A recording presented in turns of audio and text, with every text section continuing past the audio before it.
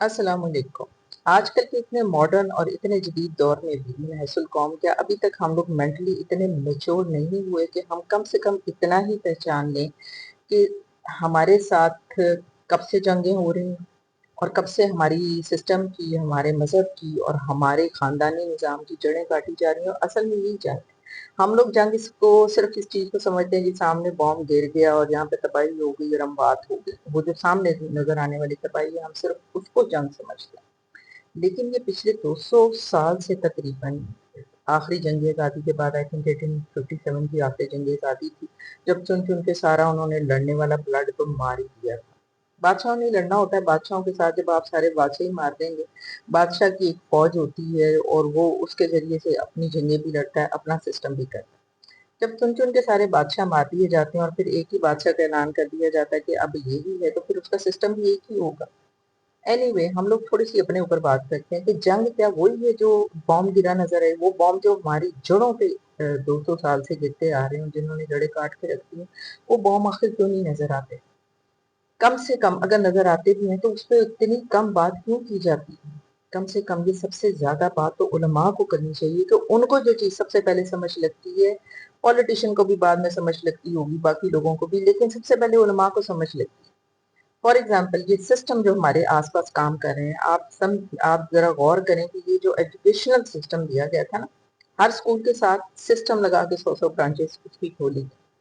آپ کو بھی اب تو پتہ چل گیا ہوگا کہ آپ کے بچوں کے ساتھ ان سسٹمز نے کیا کیا، کون سی تباہی پھیری ہے۔ اب اسکولوں سے لے کے کالجوں میں 12 سال 10 سال تک بچہ اسکول میں جو کچھ پڑھتا ہے، ایک کانسیپٹ اس کا کوئی کلیئر ہوتا ہے کہ میں نے زندگی میں کرنا کیا۔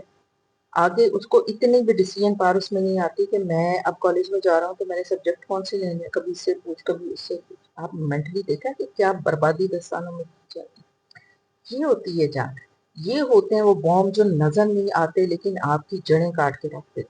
ایک تو یہ ایجوکیشنل سسٹم، یہ والا بام کب سے ہے، کم سے کم اس کے خلاف بندہ بولے تو صحیح، کچھ کرے تو صحیح۔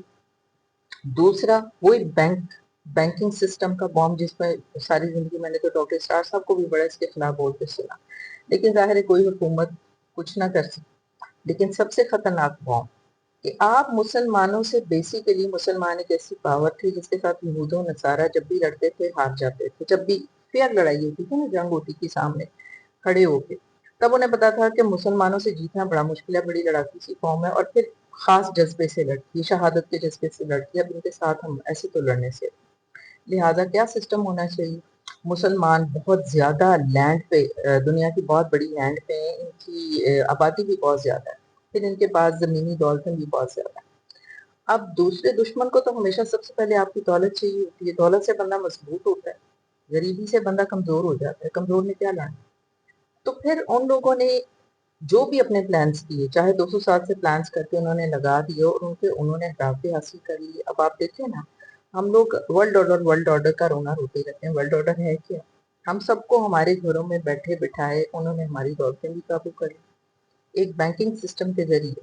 سب سے پہلے پوری دنیا کی دولت قابو کر لی، پھر اس دولت کو وہ بندہ جیسے بھی یوز کرے، ہمارے خلاف یوز کرے۔ جیسے آج کل ہم وہ کہتے ہیں جی ان کی پروڈکٹس یوز نہ کرو، ان پروڈکٹ سے وہ بام خرید کے فلسطین پہ مارتے ہیں۔ یہ آج کی بات ہے، 200 سال سے یہ کام ہو رہا ہے۔ پھر بھی ہوش تو کم سے کم ہوش تو کرنی چاہیے کہ یہ جو 3 4 سسٹم ہے، ایک بینکنگ سسٹم، سب کی دولت پکڑ کے خود اس کو یوز کریں۔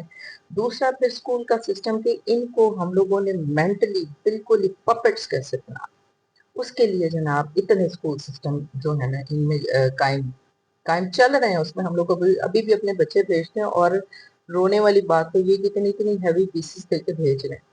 کم سے کم ہمیں اس جہالت سے تو باہر آنا چاہیے، اس کی اویئرنس کے لیے آواز تو اٹھانی چاہیے۔ اور تیسری وہ چیز جو انہوں نے ایٹماسفیئر کو قابو کر کے کی، یہ جو ہر وقت دھوئیں والے جہاز چڑھتے رہتے ہیں نا، ان کی کبھی آپ جا کے ریسرچ کریں کہ یہ آپ کے ساتھ، ہماری ہیلتھ کے ساتھ کر کے آئے۔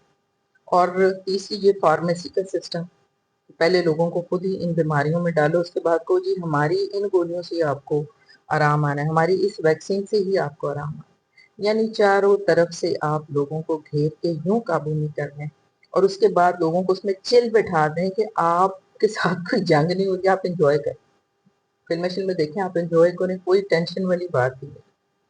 یہ جنگ ہے، یہ حملے خطرناک ترین جنہوں نے جڑیں کاٹ کے رکھ دی ہیں، یہ 3 سسٹم، ایک میڈیکل کا، ایک ایجوکیشن کا، ایک بینکنگ کا، کم سے کم علماء کوئی انفارمیشن تو مسلسل ان بارے میں دیتے ہیں نا، کچھ نہ کچھ جگاتے تو ہیں۔ حضرت ابراہیم کے آگ پر وہ چڑیا جو چونچ میں پانی پھینک رہی تھی، کم سے کم اس چڑیا والا رول تو ادا کرے، کہ اویئرنس تو آئے، تو اویئرنس ہی نہیں ہے۔